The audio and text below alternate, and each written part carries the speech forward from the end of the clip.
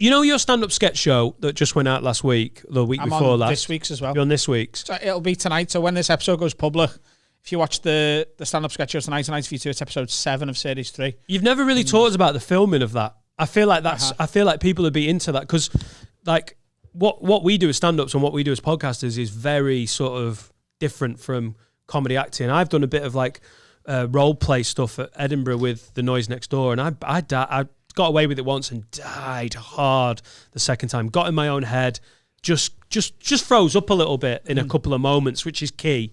How did it go with the stand-up sketch show? How did those acting and the scenes, how did you find it? Because have you done a lot of stuff before that's like acting based? No, I when I was a kid, I went to a drama class for 2 weeks, and then they mentioned the fees for it, and I never went back because my mum was like, fucking 70 quid a month.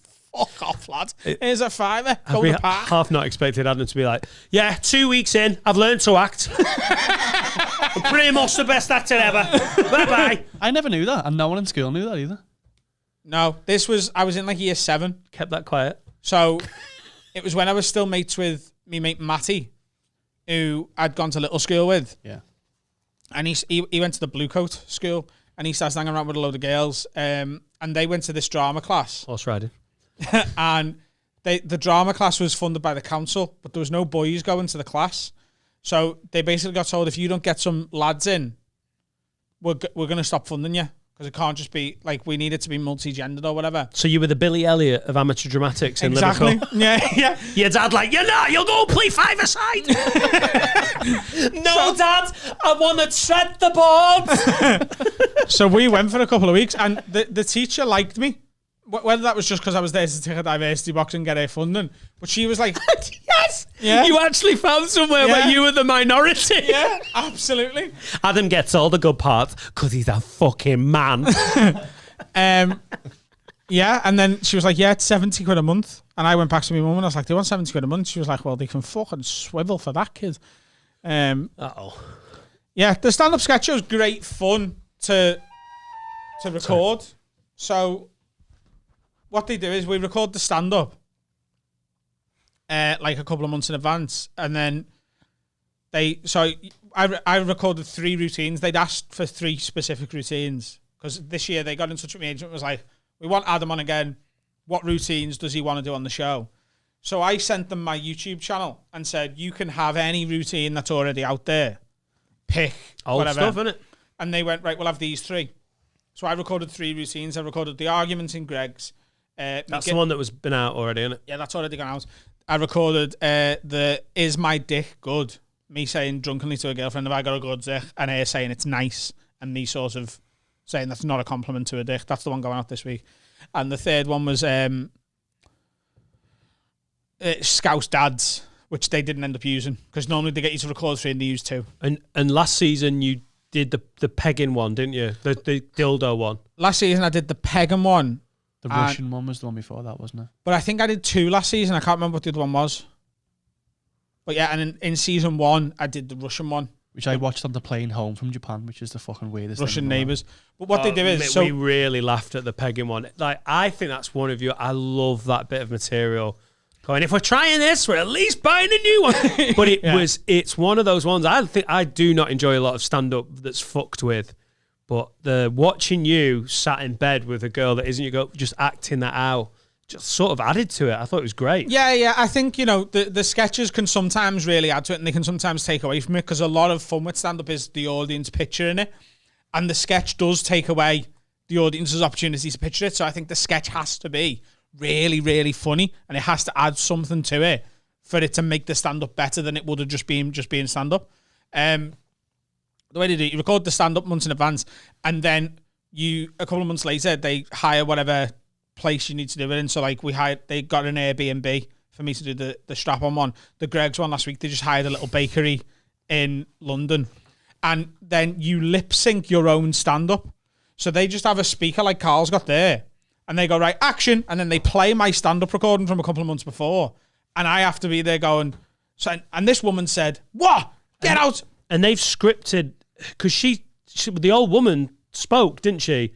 Did she lip sync a script? She lip synced the stand up. Yeah. She lip synced my stand up. But do they actually go, here's the script that you don't say out loud? Yeah. Or does she just listen and then copy it? No, you get sent the script like a week in advance to learn your lip syncs. I think it's amazing. You're getting a script to not read the lines. Yeah, well, It's such a strange thing, isn't it? I do read the lines. Yeah. So if I lip sync something, I think it just looks wrong. And I think when I watch the stand-up sketch show, I can tell when someone's done that. So I just say it out loud because they're not using the audio anyway. Like German porn, badly done. Yeah. Like, I thought it was weird because I went to the recording of the stand-up bit. Yeah. Was that in August when you did your little Just when I came road home, show? yeah. So I was there, and I thought it was weird that they had your joke written down, Yeah. and they go, right, you just need to say this next, or you Yeah. go, what am I up to? I was like, there's really sanitized version of him doing the joke. Like, Yeah, because it written down. can't be. There Yeah, but can't that be was a word that was out of in- place, can there? No, well, that was in the rehearsal, wasn't it? Which they do sometimes use. Yeah, that's what I mean. But it was just So a bit, yeah, I haven't mentioned that. So when you record the stand-up sketch show, in the evening, there's an audience there, and you go on and you do your stand-up. there wasn't because it was COVID. That was the weird bit. No, but there was in the But, evening. I mean, it was only. Oh shit! Yeah, the second one. Of the, Yeah. yeah. In the You're afternoon. thinking of Jonathan Ross, are you? No, because I went to both. Right. So in the evening, there's an audience there. Obviously, it was like 50% capacity or something because of COVID. But in the afternoon, even before COVID, even in series 1 and 2, in the afternoon, you go on stage in the afternoon to no one in the room, in the same comedy club. It's just the two producers in the room and the camera guys. And do your set. And you do your set. And is the camera like... Yeah, they record it as if it's stand-up. and they tell you, you've got to perform this like you would do stand-up. Because if you fuck up a line tonight, if you fluff it, we will use the footage of this and slide it in, and we'll do a close-up so that you can't tell the audience isn't in there. And they're like, ha ha ha.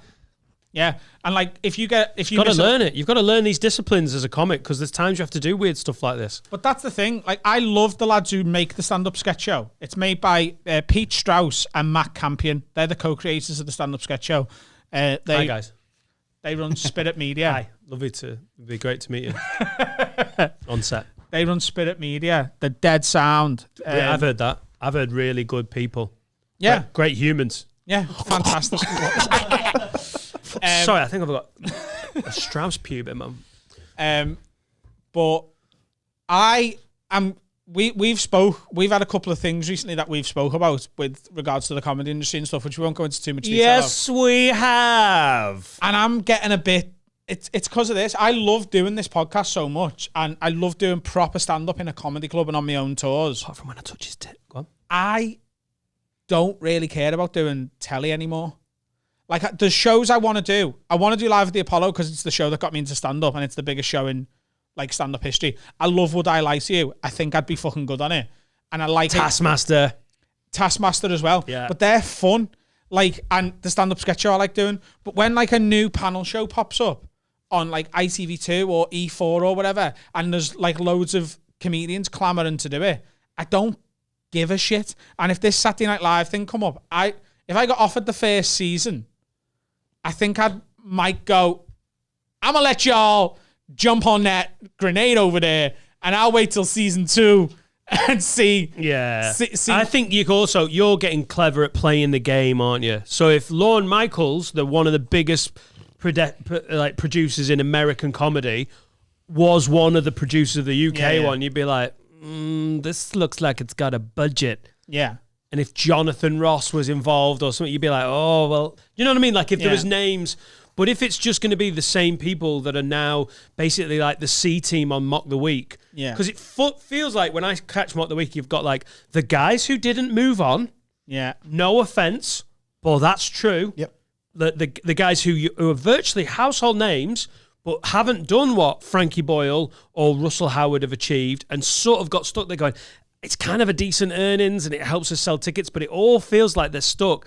And then you've got the guys that we know that are getting the crack at it. Like Washi was on it and like Josh Jones, who are like the polar opposite. They're coming up. Yeah. I bet that dressing room before that is an eggy place. I bet Mock the Week dressing room is like Jonglers was when I was there like 15 years ago going, oh, you're the old boys and you think you run the show. And maybe I'm wrong. Maybe they're an absolute fucking delight. But I bet it's a bit like dry and like I also know what people get paid for Mock the Week, which is essentially fuck all. Because So you get $1,000 to do mock the week. You get £1,000. Fuck all. No, but like... No, it is. I know, for TV, it is. I know, no, but it's not $1,000, is it?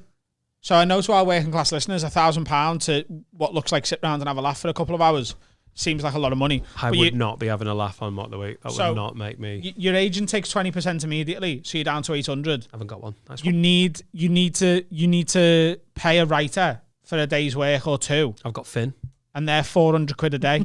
No, they're not. So often, someone on Mock the Week isn't getting paid to be on it. They're doing it for the exposure. And it's a week of stress. And then apparently, I've been told from people who've been on it that I won't name because I don't want to get anyone in trouble. You can spend, they will go, right, here's the topics we're going to talk about because it's not off the cuff.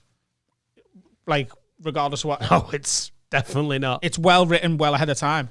So I know people who've been on it who have been told, right, you get £1,000. And then their agent has gone, right, well, I've took my £200, you got 800. But if I was you, I'd spend that 800 on 2 writers, give them a day each. And then you've got enough jokes and you can smash it. And then we get asked back. And that's when you start making money because that's how the industry works. And then when you get your second episode, you're like, you don't want to follow that up with a limp one. So why don't we get those 2 writers? They did a great job last time, didn't they? And who are the writers represented by? Well, surprise, surprise, I represent them as well. And I know people who've done that, spent their entire fee on writers and got like a load of jokes. And then they've gone to the producers and gone, here's my jokes. And they've gone, well, let's just have a look. No, so that's too similar to one that Hugh's doing. And, Dara's going to do that, so you can't do that. But those 2 at the end there, if you just do both of them, then we'll make sure one of them goes in the record. Oh, God. So people are spending a week and, like, not to sort of be the fucking privileged man and I do telly and it's dead hard. Ones as well that got across that. I do telly and it's dead hard and do that shtick, but, like, it's stressful writing for telly. When I did Roast Battle, it was fucking stressful because I wrote 60-odd jokes and they were all rejected. And it took ages and ages for Roast Battle, the offensive TV show, the show where your job is to offend the person in front of you. And you've got lawyers going, I can't say that, that's offensive. This is what your show is. So imagine doing, and that's on Comedy Central, which is a non-terrestrial, non-publicly funded, supposed to be offended TV show. And that was hard to get things cleared for. Imagine trying to get stuff cleared for 8 o'clock Monday night, BBC, when there's 3 people on the show who've been there for years who get first dibs on the type of joke to say. I want to do TV that I think looks fun. And obviously, you know, I want a career and I want to be touring and I want to be doing all of that sorts of stuff. But I'm like, when I started stand-up, I wanted to be on every TV show. I wanted to do all of it. And I wanted to sort of be famous for stand-up. And the more I get into little glimpses of what that might be like, the less I want it. And I think I want to be successful on my own terms a lot more than successful because a gatekeeper has gone, here's a thing. God bless these fucking do you know what I mean? walls. Yes, mate, I absolutely do. We've just had a weird few weeks of this podcast where we've really upset some people, and then we've had to navigate how we deal with that, and agents get involved and we have to make a judgment call, and it all starts feeling like that writing process of like, can't say that, can't say that, can't say that, oh, that's a bit risque, which is not what we built this on and not why we love it. No. Like, you are accountable to the shit you say. I get it. You're still a fucking person. You can claim you're a comedian. You can claim you're a podcaster. You're still a human that has to interact with other humans online and in real life. However, I would never want this podcast to end up in that process, that logistical, creative process where agents, managers, sponsors, producers have a say of going through these notes and going, right, Dan, the prep for today's pod, no, you can't ask that. No, you can't ask that. Imagine like that first section that we just ran off. Before Adam gave his pretty fucking detailed breakdown of his morning. Had a croissant, 9:15. Imagine how many times that would have been stopped. On the BBC, the how many times? Basically, this episode... Tied up in a dungeon and bummed to death. This episode... So there was a witness necessary so that they could make sure she was definitely bummed to death and it wasn't suspicious circumstances. And that's TV licence payers. Yeah. The episode would have started out... Do you reckon Adam going, I got up early. Fucking no. Mate, I hope we never end up in that sort of fucking game.